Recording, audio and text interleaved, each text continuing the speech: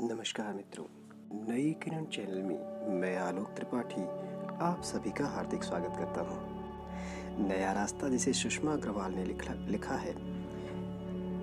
ICSE Hindi की परीक्षा के सेमेस्टर 2 में 14 अध्याय से लेकर के 26 अध्याय तक की कहानी पाठ्यक्रम में है। तो प्रस्तुत है 14वां अध्याय, नया रास्ता। मीनू जब अपने घर पहुंची तो पिताजी उस समय पूर्ण रूप से स्वस्थ हो चुके थे। आप अपने काम पर भी जाने लगे थे। पिताजी को स्वस्थ देखकर उसको बहुत अच्छा लगा। माँ ने तो मीनू को अपने सीने से लगा लिया। आशा और रोहित भी खुशी से झूम उठे। दीदी दीदी कहकर उन्होंने अपनी सारी इकट्ठी की हुई बातें मीनू को बता दी। मीनू भी प्रसन्नतापूर्वक उनकी बातें सुनती रही।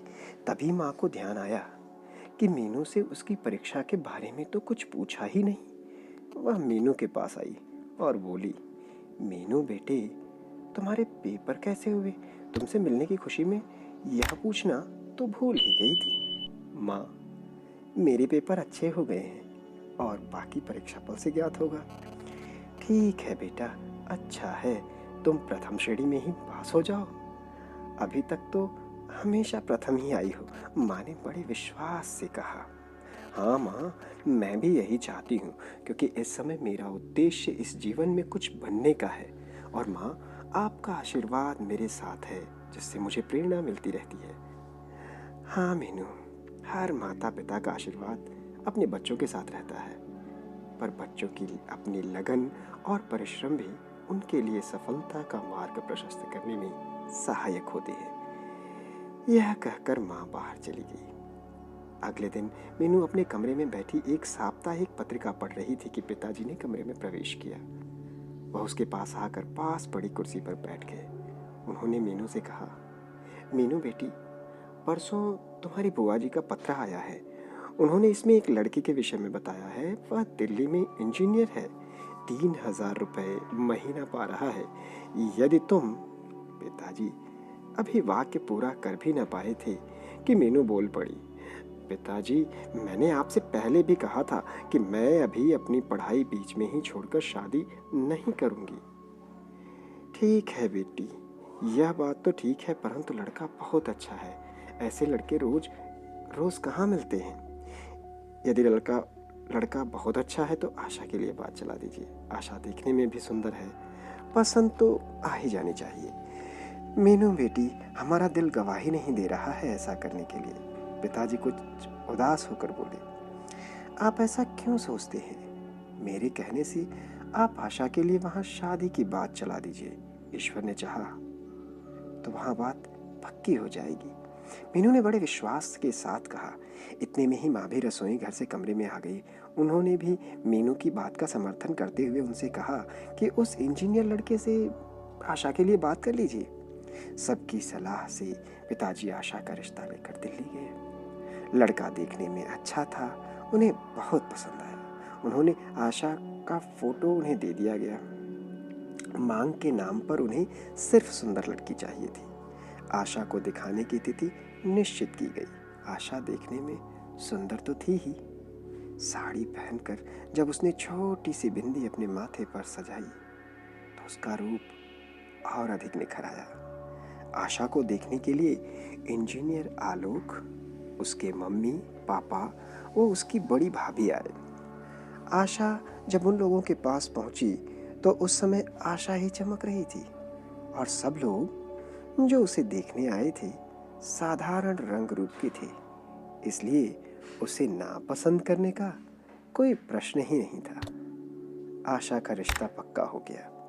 लड़के वालों को यह बात बता दी गई थी कि इसकी बड़ी बहन की अभी शादी नहीं हुई है, क्योंकि वह अभी वकालत पढ़ रही है। आशा की शादी की तिथि पंडितों ने 4 महीने बाद की सुझाई। अब घर में सब उसकी ही तैयारियों में लग गए। रविवार का दिन था। मीनू टेलीविजन पर कार्यक्रम देख रही थी कि नीलिमा के भाई अशोक ने उसे आकर बताया कि नीलिमा मेरठ से आई है और उसे याद कर रही है। नीलिमा का नाम सुनते ही वह खुशी से झूम उठी और अपनी प्रिय सखी से मिलने के लिए बेचैन हो गई। इस समय माँ घर में नहीं थी। पड़ोस में ही किसी के घर गई थी, इसलिए इस समय उसका जाना संभव न था। माँ के घर में आते ही उसने बताया कि आजकल नीलिमा ससुराल से आई हुई है। माँ से आज्ञा लेकर वह नीलिमा के घर चली गई। मीनू को देखकर नीलिमा की प्रसन्नता का ठिकाना न रहा। वह मीनू से बोली, मीनू चलो कमरे में चलते हैं, आराम से बैठकर बात करेंगे।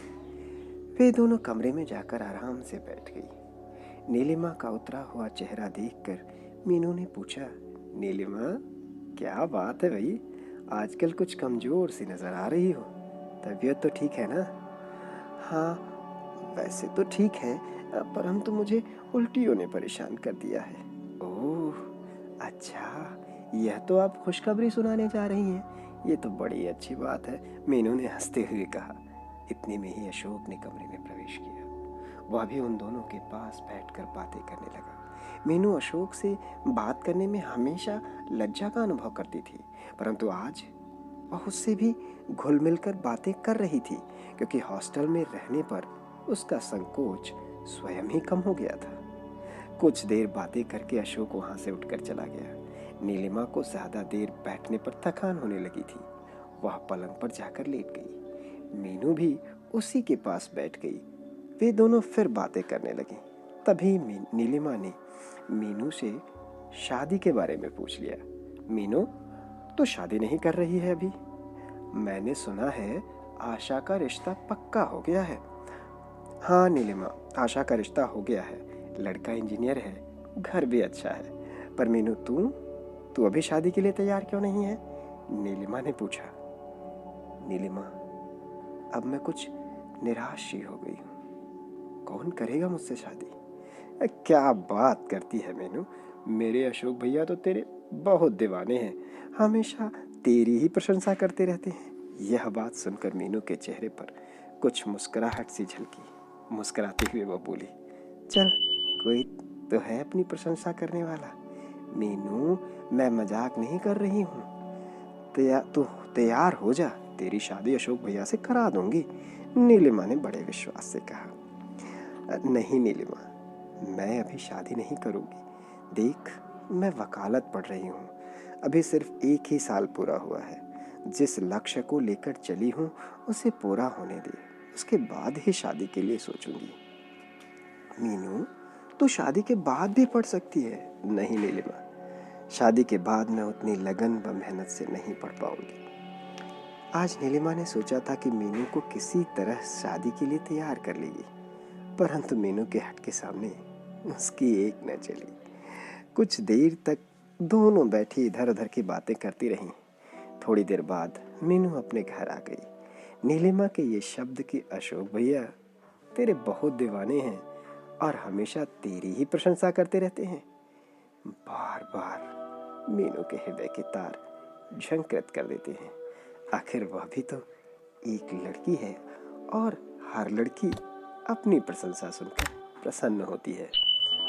आधी रात तक मीनू करवटें बदलती रही और नीलिमा के कहे शब्द उसके कानों में गूंजते रहे। उसकी समझ में यह नहीं आया कि वह जिस लक्ष्य को लेकर चली है उसे बीच में ही छोड़कर शादी कर ले या उस लक्ष्य की प्राप्ति के लिए मेहनत से पढ़े। इसी उधेड़ बुन में उसे नींद आ गई। इस तरह से 14वां अध्याय यहीं पर समाप्त हो जाता है और डिस्क्रिप्शन में एक ब्लॉग का लिंक दिया हुआ है। आप सभी लोग वहां जाकर इस अध्याय से जुड़े प्रश्न कर सकते हैं। जैसा कि हम सभी को पता है कि अध्याय से जुड़े प्रश्न 2 नंबर और 3 नंबर के अभ्यास के लिए वहां पर प्रश्न दिए हुए हैं। इस अध्याय से जुड़े हुए कठिन शब्दों का अर्थ और अभ्यास के लिए प्रश्न वहां पर दिए हैं। आप वहां जा करके वहां से वह अभ्यास कर सकते हैं। आशा करता हूँ कि कहानी सुनाने का यह तरीका आपको पसंद आया होगा। अगले अध्याय में फिर आपसे मुलाकात होगी। मेरे चैनल को लाइक करना, सब्सक्राइब करना और शेयर करना मत भूलिएगा। आप अपने मित्र आलोक को इजाज़त दीजिए। नमस्कार।